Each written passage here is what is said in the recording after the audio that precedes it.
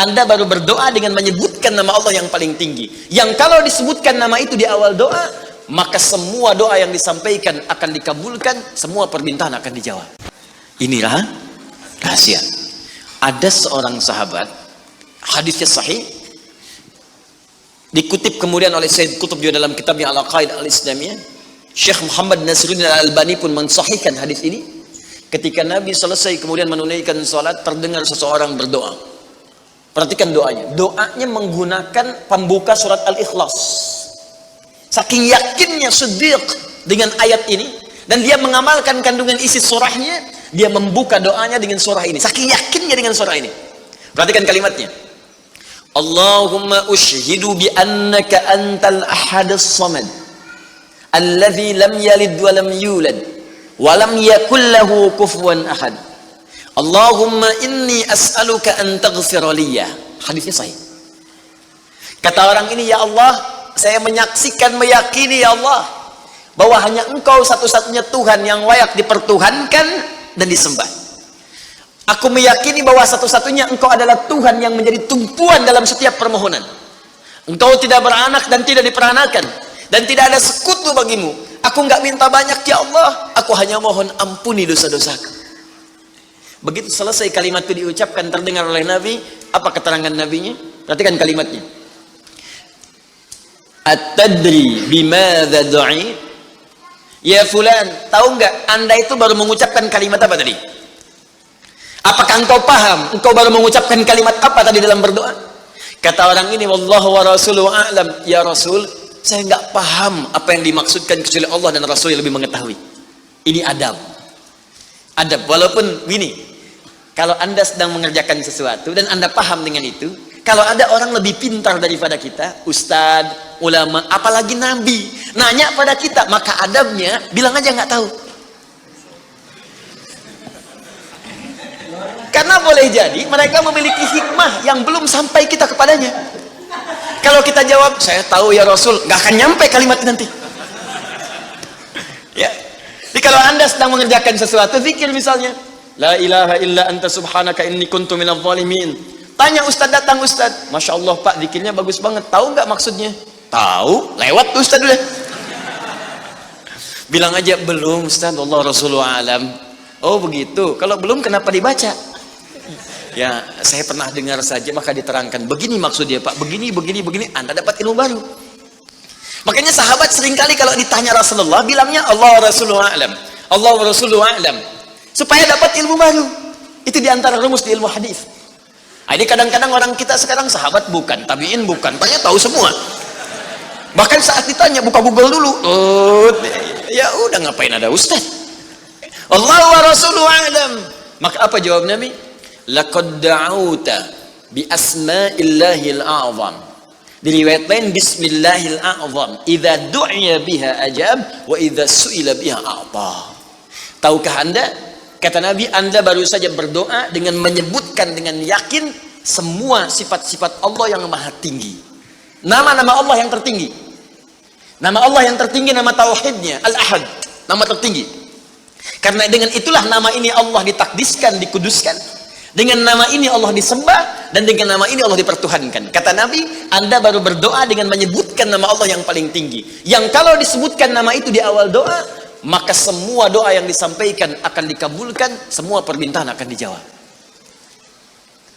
Tapi apakah semua orang yang baca doa itu diawali dengan surah tadi akan dijawab? Belum tentu.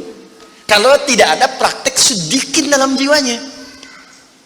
Orang dulu minta dijawab, orang sekarang sama kalimatnya. Usyhadu bi annaka antallahul ahad, as-samad, alladzi lam yalid wa lam yulad wa lam yakul lahu kufuwan ahad.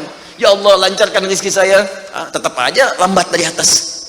Kenapa? Karena inti ayat itu tidak dipraktekkan dulu. Diyakinkan dalam jiwa kita, benarkan ayat itu, amalkan, pakai dalam doa. Jadi, dan itu buktinya. Kemudian apa ciri orang yang akan cepat kemudian dirahmati oleh Allah dengan menjadikan 4 contoh yang kemarin sebagai model? Nabi, Siddiqin, Syuhada, satu lagi Salihin, orang yang mengumpulkan amal soleh. Ingat, semua Bapak Ibu sekalian, ingat kalimat ini. Saya perlambat sedikit. Bonus yang Allah berikan kepada orang yang menjadikan 4 ini sebagai model dalam kehidupan, bonus cepatnya maka amalan yang ia kerjakan akan mempermudah doa dia dikabulkan. Tadi saya contohkan siddiqin kan, syuhada nggak usah ditanya, orang-orang para syuhada itu bahkan sebelum wafatnya diberikan jalan-jalan kemudahan oleh Allah. Bahkan sebelum wafat kalau benar syahidnya, itu banyak doanya yang dikabulkan. Bukankah para ulama bagian dari mujahid fisabilillah? Berapa banyak para ulama yang mengangkat tangannya dikabulkan? Imam Ahmad bin Hanbal pernah lewat, kemudian ada seorang mengatakan, "Syekh, anak saya sakit, tolong doa kepada Allah." Kata Imam Ahmad, "Kamu ini doa-doa sendiri," katanya. Imam Ahmad ingin mengajarkan, kamu kan masih punya lisan, kamu masih punya kemudian kekuatan, minta dulu sama Allah supaya ada ikhtiar. Orang itu tiba-tiba pulang, ya dengan perasaan dia agak kecewa karena Imam Ahmad tidak mendoakannya. Ternyata ketika dia pulang, Imam Ahmad berdoa kepada Allah, "Ya Allah, sembuhkan anak si fulan itu." Pulang, anaknya sembuh. Allahu Akbar. Di doa ulama itu kalau benar kealimannya, kalau benar ilmunya dan khasyahnya kepada Allah, itu hujah di lisannya, bahkan firasatnya nyata. Kadang dikasih dalam mimpi, kadang kemudian bermohon kepada Allah tanpa diketahui. Ada solihin juga demikian. Bahkan turun Quran surah ke-5 ayat 35. Ya.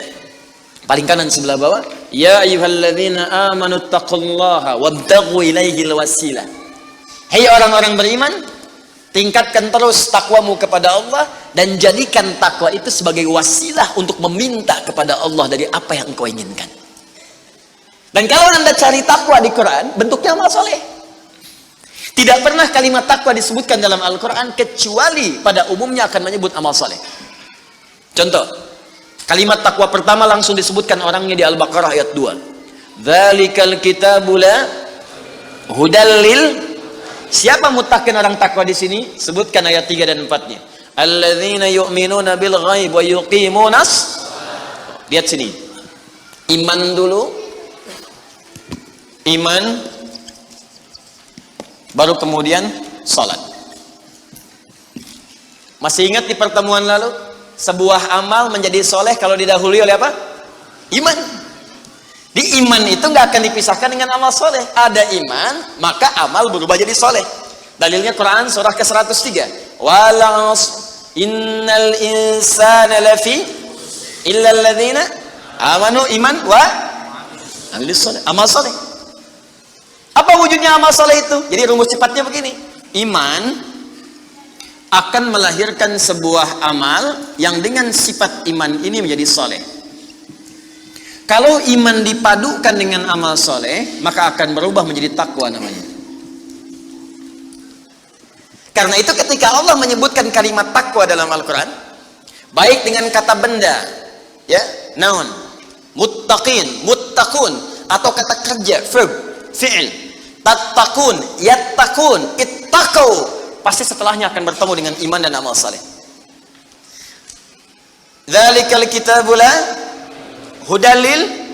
Siapa muttaqin orang takwa di sini? Alladzina yu'minuna bil ghaib wa iman lis salat. Wa mimma razaqnahum infaq, dan seterusnya. Al-Baqarah 183. "Ya ayyuhalladzina amanu kutiba alaikumus iman, ya ayyuhalladzina amanu kutiba alaikumus syiyam," puasa. "Kama kutiba 'alal ladzina min la'allakum taqwa." Jelas? Maka ketika lihat rumusannya, lihat formulanya. Ini agak jarang dibahas ya. Perhatikan formulanya. Kata Allah di Quran surah ke-5 ayat ke-35.